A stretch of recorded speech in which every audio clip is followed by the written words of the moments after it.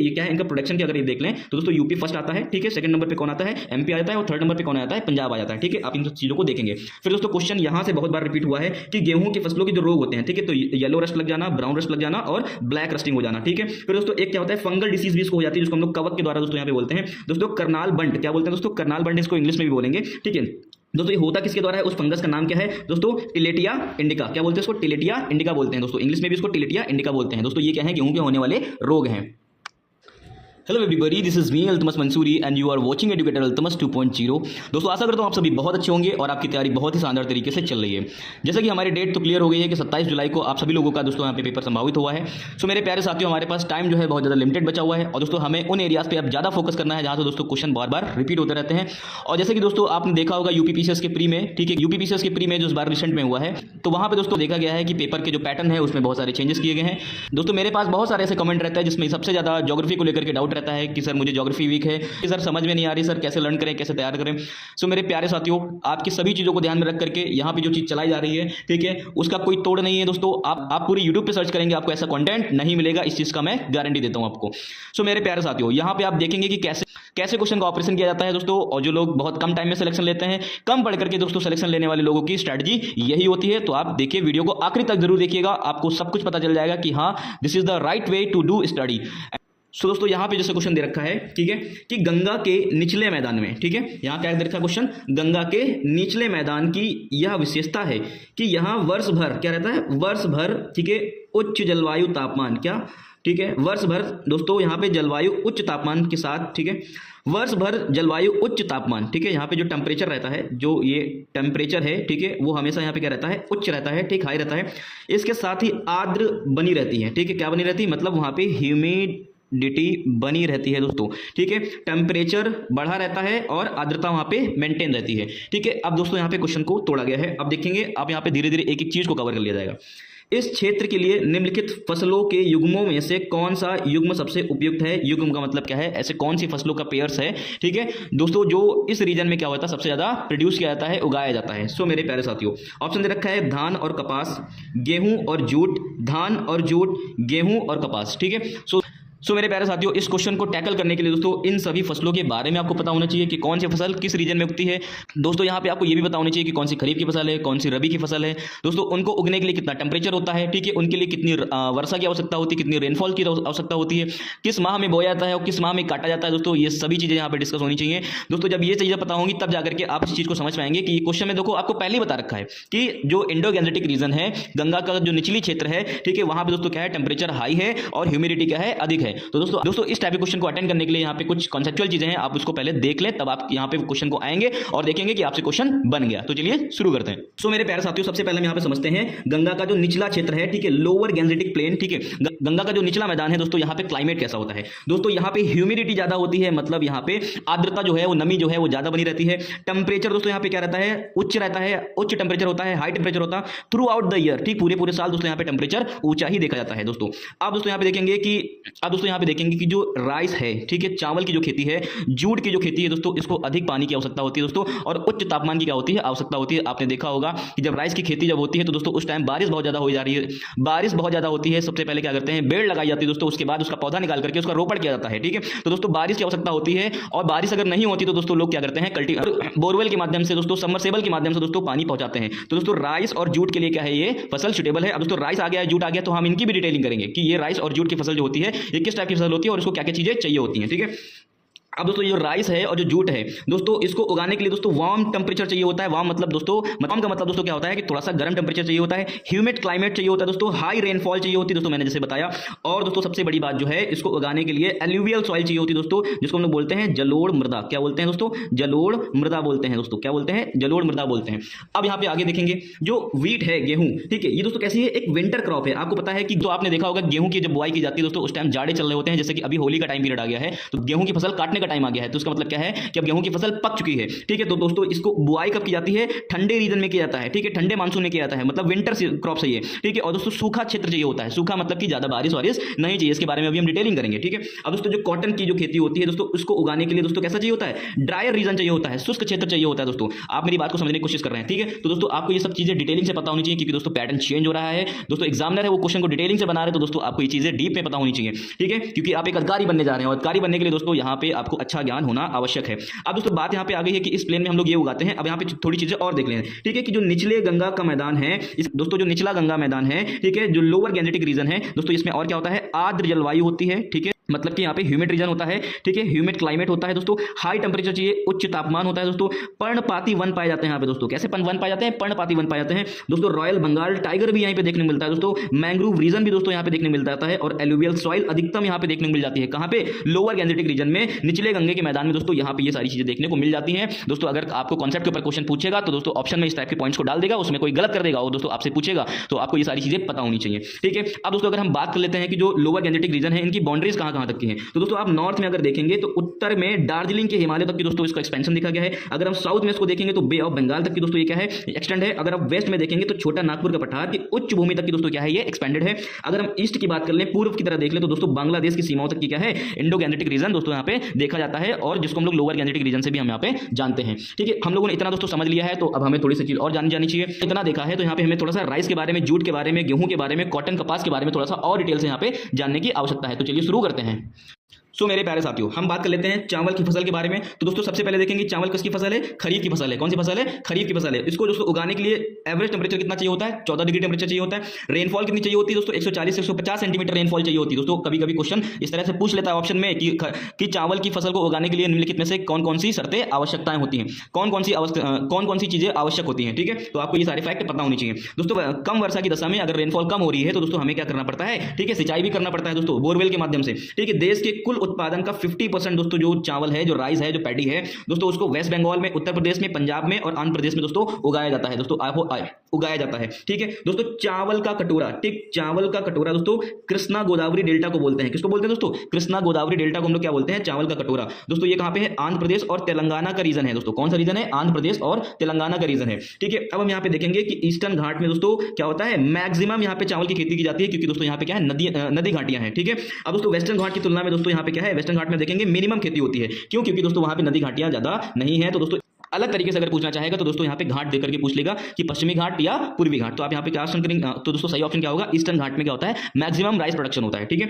अब दोस्तों यहाँ पे हम थोड़ा देख लेते हैं कि जो 62% जो चावल है दोस्तों वो अमन की खेती है, ठीक है। ये अमन क्या है, एक किस्म है दोस्तों चावल का, ठीक है दोस्तों। ये दोनों विधियों से की जाती है। दोनों विधियों क्या होती है, एक दोस्तों होता है कि बीज का छिड़काव करना, ठीक है, और एक होता है पौधे का रोपण करना, ठीक है, बीज का छिड़काव करना और पौधे का रोपण करना, ठीक। सो दोस्तों यहाँ पे देखेंगे जो आस है, ठीक है, आस और बोरो और अमन आस और बोरो, ठीक है, ये क्या है, चावल की किस्में हैं, ठीक है। तो जो बोरो है ये दोस्तों कैसा किया जाता है, पौधा प्रतिरोपण, मतलब दोस्तों एक जगह इकट्ठा करके दोस्तों यहाँ पे पौधे लगा लिए जाते हैं छोटे से एरिया में, फिर उसको निकाल करके दोस्तों अलग अलग जगह इनको रोपण किया जाता है, ठीक है। तो दोस्तों जो पौधा रोपण वाली जो प्रक्रिया है दोस्तों, ये कहाँ पे होती है, डेल्टाई क्षेत्र में होती है और बाढ़ के मैदानी क्षेत्र में ज्यादा होती है। कहाँ पे, जहाँ पे डेल्टाई रीजन है और बाढ़ के क्षेत्र में क्या होती है, पौधा रोपण की प्रक्रिया जिसको हम लोग बोरो कहते हैं वो ज्यादा होती है, ठीक है। फिर दोस्तों आज की अगर हम बात कर ले तो बीज छिड़काव, ठीक है दोस्तों, ये कहाँ पे होती है, पेनिनसुला रीजन में होती है। जो पेनिनसुला रीजन क्या होता है, जो 3 तरीके से क्या होता है, पानी से घिरा होता है, उसको हम लोग प्रायद्वीपीय क्षेत्र बोलते हैं। तो प्रायद्वीपीय क्षेत्र में दोस्तों आज की दोस्तों आज किस्म के चावल को यहाँ पे उगाया जाता है, जिसको हम लोग बीज छिड़कर करते हैं, बीज के छिड़काव के द्वारा दोस्तों यहाँ पे किया जाता है, ठीक है। तो आपको इतने पॉइंट आपको समझ में आ गए होंगे। अब दोस्तों हम यहाँ पे थोड़ा सा देख लेते हैं कि उत्पादन में जो शीर्ष राज्य हैं वो कौन से हैं। तो आप नंबर 1 पे देखेंगे वेस्ट बंगाल, फिर यूपी, फिर पंजाब और यहाँ पे फिर आंध्र प्रदेश। तो दोस्तों कंफ्यूज ना होना दोस्तों, कभी कभी क्रोनोलॉजिकल ऑर्डर में भी पूछ लेते हैं, ठीक है। अगर क्षेत्रफल की दृष्टि से देखें, ठीक है, तो क्षेत्रफल की दृष्टि में यूपी पहला आ जाएगा, फिर एमपी आ जाएगा, फिर दोस्तों क्या हो जाएगा, पंजाब आ जाएगा, ठीक है। अगर आप देखेंगे पंजाब यहाँ पे भी 3 नंबर पे है और पंजाब यहाँ पे भी 3 नंबर पे है, ठीक है। चलिए दोस्तों अब हम बात कर लेते हैं गेहूं के बारे में।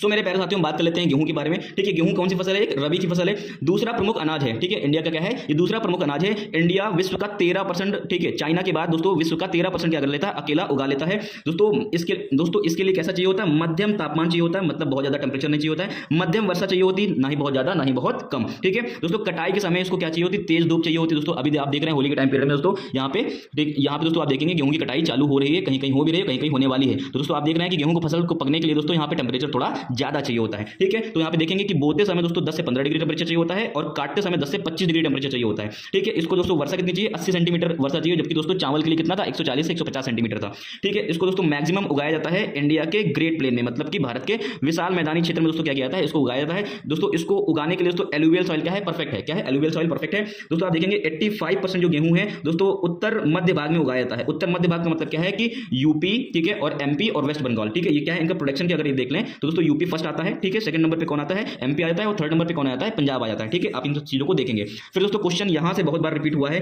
कि गेहूं की फसलों के जो रोग होते हैं, ठीक है, तो येलो रस्ट लग जाना, ब्राउन रस्ट लग जाना और ब्लैक रस्टिंग हो जाना, ठीक है। फिर दोस्तों एक क्या होता है, फंगल डिसीज भी इसको हो जाती है, जिसको हम लोग कवक के द्वारा दोस्तों यहाँ पे बोलते हैं दोस्तों करनाल बंट। क्या बोलते हैं दोस्तों, करनाल बंट, इसको इंग्लिश में भी बोलेंगे, ठीक है।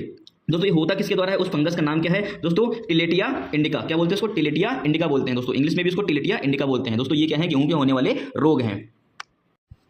फिर मेरे प्यारे साथियों थोड़ा सा हम जूट के बारे में बात कर लेते हैं। जूट एक कैसी फसल है, खरीफ की फसल है दोस्तों। इसको उगने के लिए दोस्तों कैसा रीजन चाहिए होता है, उष्णकटिबंधीय क्षेत्रफल चाहिए होता है, ठीक है। और इसको टेम्परेचर कितना चाहिए, 24 से 25 डिग्री टेम्परेचर चाहिए। आप यहाँ पे देख रहे हैं इसको टेम्परेचर ज्यादा चाहिए ना, ठीक है, टेम्परेचर क्या चाहिए, ज्यादा चाहिए, ठीक है। तो दोस्तों इंडो गैंजेटिक प्लेन जो है वहां पे टेम्परेचर क्या है, ज्यादा है, ठीक है। इसको बारिश भी क्या चाहिए, ज्यादा चाहिए, 125 से 150 सेंटीमीटर ऑलमोस्ट। आप देख रहे हैं कि राइस के कंपेरिजन वाला इसको यहाँ पे क्या चाहिए, मौसम चाहिए, ठीक है। तो राइस के लिए भी कितना चाहिए होता है, 140 से 150। तो दोस्तों इसको ज्यादा रेन भी चाहिए होती है दोस्तों। इस वजह से क्या है, ये कहां पे उगाया जाता है, इंडो गैंजेटिक प्लेन में उगाया जाता है, ठीक है। चीका युक्त दोमट मिट्टी चाहिए, दोमट मतलब एलुवियल सॉइल चाहिए। जो चीजें मतलब राइस को उगाने के लिए जरूरत है वही चीजें इसको भी यहाँ पे जरूरत है, ठीक है। जूट को गलाने के लिए या फिर जूट को धोने के लिए बड़ी मात्रा में स्वच्छ जल चाहिए होता है, ठीक है। इसको पानी ज्यादा आवश्यकता होती है। पकते टाइम दोस्तों, पकने में दोस्तों इसको 8 से 10 महीने लग जाते हैं। वेस्ट बंगाल में दोस्तों इसको व्यापारिक फसल के रूप में किया जाता है, ठीक है। इंडिया दोस्तों 60% जूट क्या करता है, प्रोवाइड करता है दोस्तों। इंडिया क्या है, जूट के मामले में फर्स्ट कंट्री आ जाता है। इंडिया में दोस्तों श्वेत जूट उगाया था जो कि 75% है उसकी संख्या, ठीक है दोस्तों। अगर हम यहाँ पे राज्यों की बात कर ले तो दोस्तों वेस्ट बंगाल फर्स्ट है, ठीक है, और सेकंड नंबर पे बिहार है और तीसरे नंबर पे क्या है, असम है दोस्तों। ये इनका क्या है, उगने का क्रम है, ठीक है। अब दोस्तों यहाँ पे हम लोग बात कर लेते हैं कपास के बारे में, ठीक है। तो कपास कैसी फसल है, खरीफ की फसल है, ठीक है। आप यहाँ पे देखेंगे जूट भी कैसी फसल है, खरीफ की फसल है, और कपास भी क्या है, कॉटन भी क्या है, खरीफ की फसल है दोस्तों। आप ऐसे याद कर लेंगे, क्रम से याद करते तो भूल जाते हैं, ठीक है। खरीफ और रबी की फसल आपस में मिल जाती है, ठीक है। तो आप ऐसे याद करिए, ठीक है। इंडिया की दोस्तों ये क्या है, देशज पौधा है, ठीक है। क्या है, देशज पौधा है। विश्व का पहला देश ऐसा है जिसने दोस्तों क्या किया है, कपास के ऊपर ज्यादा काम किया है, ठीक है। अब दोस्तों यहाँ पे देखेंगे 6 से लेकर के 8 महीने में इसको पकने का समय लगता है। 21 से लेकर 30 डिग्री चाहिए होता है, टेम्परेचर चाहिए होता है, ठीक है।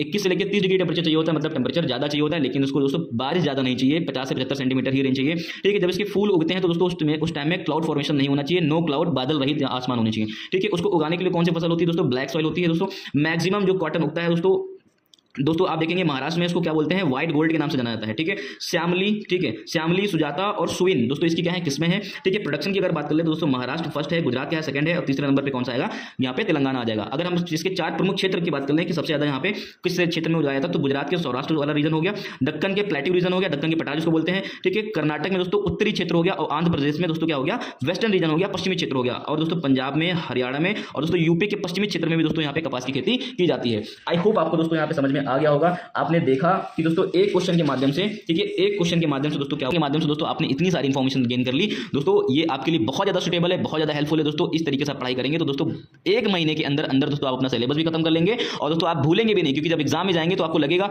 कि ये वाला पॉइंट तो सर ने बताया था, ये वाला पॉइंट तो उस क्वेश्चन में फंसा था। इंडो गैंजेटिक प्लेन के बारे में अगर बात करना चाहेगा, चाहे जहां से दोस्तों यहाँ पे आपने इंडो गैंजेटिक प्लेन के बारे में जान।